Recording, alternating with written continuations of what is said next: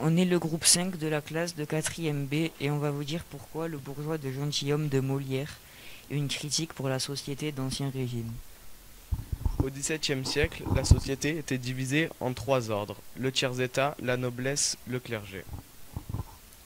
Jourdain veut être un noble en voyant un noble qui lui promet de l'inviter à la cour. Mais en réalité, le noble se moque de lui et lui doit de l'argent.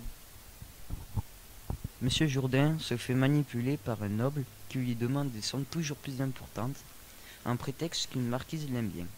Monsieur Jourdain est manipulé, naïf et idiot. Les nobles sont prêts à tout pour de l'argent.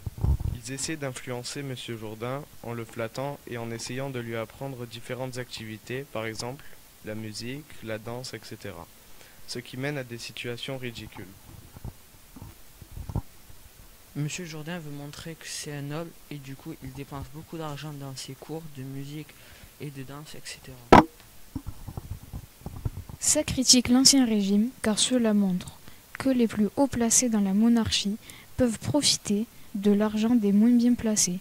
Cela montre que les hauts placés profitent des bourgeois.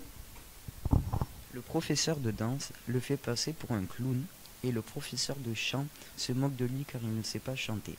Le professeur d'armes essaye de lui faire comprendre qu'il n'y a que par les armes qu'on peut se faire respecter. Le prof de philosophie, lui, se retrouve à lui apprendre les syllabes comme un enfant de maternelle. Les personnes qui lui font les séances en profitent et il y a même des gens qui viennent et qui trouvent un prétexte pour lui demander de l'argent et ça marche car il se fait tout le temps avoir. Ça critique que les bourgeois font une confiance aveugle aux nobles et au clergé. Ça montre aussi que les bourgeois veulent devenir nobles car les plus haut placés ont plus de droits, de liberté et ont plus de pouvoir.